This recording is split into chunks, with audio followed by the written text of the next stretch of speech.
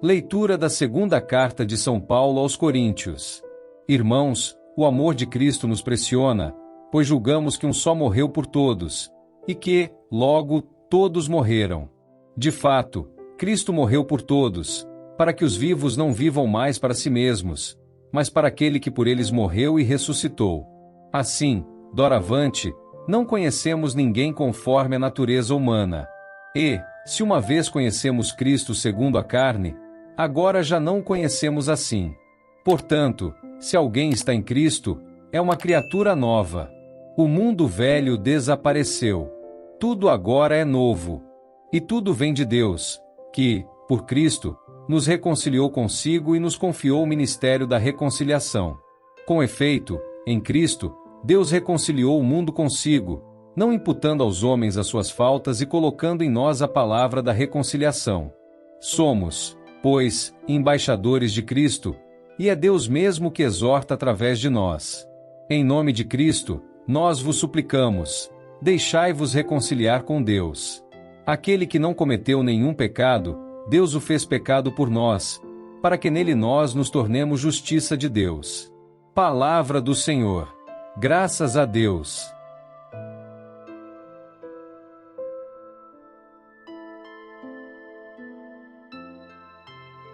Proclamação do Evangelho de Jesus Cristo segundo São Mateus. Glória a vós, Senhor. Naquele tempo, disse Jesus aos seus discípulos: Vós ouvistes o que foi dito aos antigos: Não jurarás falso, mas cumprirás os teus juramentos feitos ao Senhor. Eu, porém, vos digo, não jureis de modo algum, nem pelo céu, porque é o trono de Deus, nem pela terra, porque é o suporte onde apoia os seus pés, nem por Jerusalém, porque é a cidade do grande rei. Não jures tampouco pela tua cabeça, porque tu não podes tornar branco ou preto um só fio de cabelo. Seja o vosso sim, sim, e o vosso não, não. Tudo o que for além disso vem do maligno. Palavra da salvação. Glória a vós, Senhor.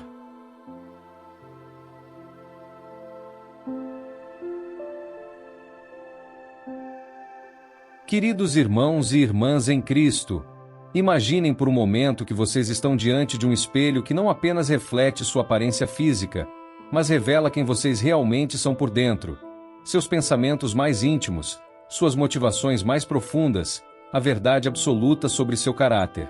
Seria uma experiência desconfortável, não é mesmo? E se eu lhes dissesse que cada palavra que pronunciamos é exatamente esse tipo de espelho, revelando não apenas o que pensamos, mas quem somos em nossa essência mais profunda? As leituras de hoje nos convidam a uma reflexão profunda sobre a autenticidade, transformação e a revolução que acontece quando permitimos que o amor de Cristo molde não apenas nossas grandes decisões, mas também as palavras aparentemente pequenas e cotidianas que saem de nossos lábios. Na segunda carta aos Coríntios, Paulo nos apresenta uma das mais belas e desafiadoras descrições da vida cristã. O amor de Cristo nos constrange. A palavra constrange aqui não significa embaraçar ou causar desconforto, mas sim nos compele, nos impulsiona irresistivelmente. É como uma força magnética que nos puxa em direção a uma nova forma de viver. Paulo continua com uma declaração revolucionária: se alguém está em Cristo, é nova criatura. As coisas antigas passaram, eis que se fizeram novas. Pensem na profundidade desta afirmação. Não se trata apenas de uma mudança superficial de comportamento ou de adotar novas práticas religiosas. Paulo está falando de uma transformação ontológica, uma mudança no próprio ser da pessoa. É como se fossemos uma casa antiga e deteriorada que, em vez de ser reformada, fosse completamente demolida e reconstruída com materiais completamente novos. A estrutura pode parecer similar por fora, mas por dentro, tudo é novo. Os alicerces são novos, as vigas são novas, os sistemas elétrico e hidráulico são completamente novos. Mas Paulo não para na transformação pessoal. Ele nos apresenta um chamado ainda mais extraordinário. Deus nos confiou a mensagem da reconciliação. Somos, portanto, embaixadores de Cristo. Que título impressionante! Embaixadores representam oficialmente seu país em terras estrangeiras. Eles falam com a autoridade de sua nação. Da mesma forma, nós, como seguidores de Cristo, somos seus representantes oficiais neste mundo. E qual é nossa missão como embaixadores? Reconciliação. Em um mundo marcado por divisões, conflitos, ódio, desconfiança, somos chamados a ser agentes de paz, construindo pontes onde outros erguem muros, oferecendo perdão onde outros alimentam ressentimentos. Esta é uma responsabilidade tremendamente séria. Cada palavra que falamos, cada ação que realizamos, reflete não apenas sobre nós mesmos, mas sobre Cristo que representamos. É aqui que nossa leitura do Evangelho se torna crucialmente relevante. Jesus nos ensina: não jureis de modo algum. Para compreender o impacto destas palavras, precisamos entender o contexto cultural da época. No tempo de Jesus, fazer juramentos era uma prática comum e elaborada. As pessoas juravam pelo céu, pela terra, pela própria vida, numa tentativa de convencer os outros de sua sinceridade. Mas Jesus vai direto ao cerne da questão. Por que as pessoas precisam jurar? Porque sua palavra comum não é confiável. Porque existe uma brecha entre o que dizem e o que fazem. Porque criaram categorias de verdade. Algumas declarações são sérias, quando fazem um juramento, e outras são casuais, quando falam normalmente. Jesus está propondo algo radical: que nossa palavra seja tão confiável, tão consistente, tão verdadeira, que não precisemos de juramentos para convencer as pessoas de nossa sinceridade. Seja o vosso falar sim, sim, não, não. O que passa disso vem do maligno. Que simplicidade revolucionária! Jesus está nos chamando a uma integridade total, onde não há diferença entre nossa fala pública e privada, entre nossas promessas solenes e nossas conversas casuais. Ele está nos desafiando a ser pessoas cuja palavra é seu vínculo, cuja integridade é inquestionável. Mas como isso se conecta com a mensagem de Paulo sobre sermos novas criaturas? A transformação que Paulo descreve não é apenas interna e invisível. Ela se manifesta de forma muito concreta e prática na maneira como falamos, como tratamos nossas promessas, como lidamos com a verdade. Pensem por um momento: quantas vezes nós, como cristãos, comprometemos nossa credibilidade com palavras descuidadas? Quantas vezes fazemos promessas que não cumprimos? Quantas vezes exageramos, minimizamos ou distorcemos a verdade apenas um pouquinho? Talvez digamos: eu te ligo de volta em 5 minutos, sabendo que provavelmente serão 30. Ou estou quase chegando quando ainda estamos saindo de casa. Ou fazemos promessas aos nossos filhos que não temos intenção real de cumprir. Estes podem parecer pecados pequenos, mas Jesus nos mostra que eles revelam algo profundo sobre o estado de nosso coração. A verdade é que nossa fala é uma janela para nossa alma. Jesus disse: da abundância do coração, a boca fala. Se nosso coração foi verdadeiramente transformado pelo amor de Cristo, isso se manifestará na maneira como falamos, com verdade, com graça, com confiabilidade. Mas não se trata apenas de evitar mentiras óbvias. Jesus está nos chamando a um padrão ainda mais alto. Ele está nos desafiando a sermos pessoas de tal integridade que nossa simples palavra seja suficiente. Quando dizemos sim, significa sim. Quando dizemos não, significa não. Não há agenda oculta, não há manipulação sutil, não há promessas vazias.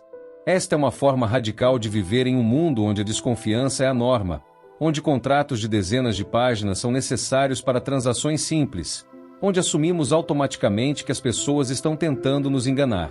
Imaginem o impacto que teríamos como igreja se fossemos conhecidos por nossa absoluta confiabilidade. Se quando um cristão diz que vai fazer algo, todos soubessem que certamente será feito. Se nossas promessas fossem tão sólidas quanto contratos legais. Se nossa palavra fosse literalmente nosso vínculo. Isto não é apenas sobre honestidade, é sobre sermos dignos representantes de Cristo. Lembrem-se, somos embaixadores. Quando nossa palavra não é confiável, estamos essencialmente dizendo que Cristo não é confiável. Quando quebramos nossas promessas, Sugerimos que Deus quebra suas.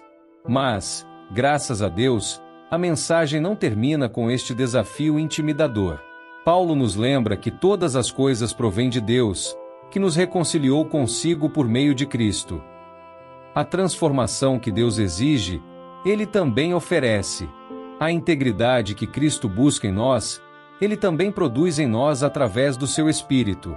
Esta é a beleza do Evangelho.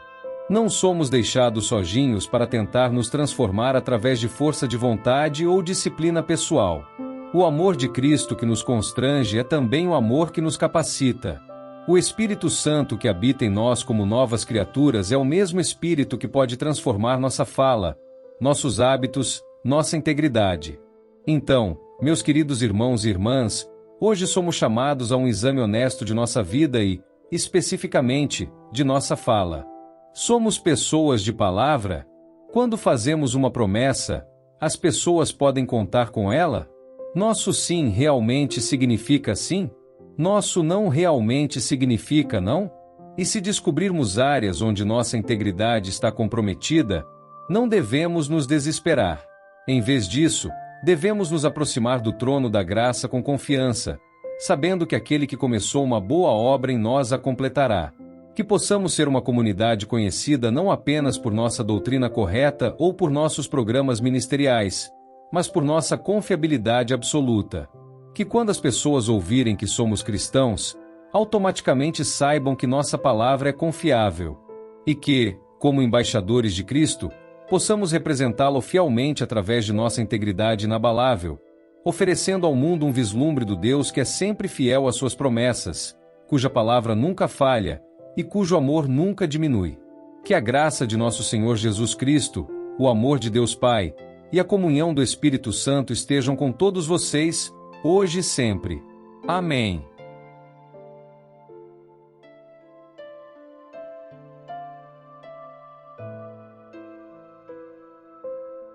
São Miguel Arcanjo, defendei-nos no combate. Sede o nosso refúgio contra as maldades e ciladas do demônio. Ordene-lhe Deus, instantemente o pedimos, e vós, príncipe da milícia celeste, pela virtude divina, precipitai no inferno a Satanás e aos outros espíritos malignos que andam pelo mundo para perder as almas. Amém.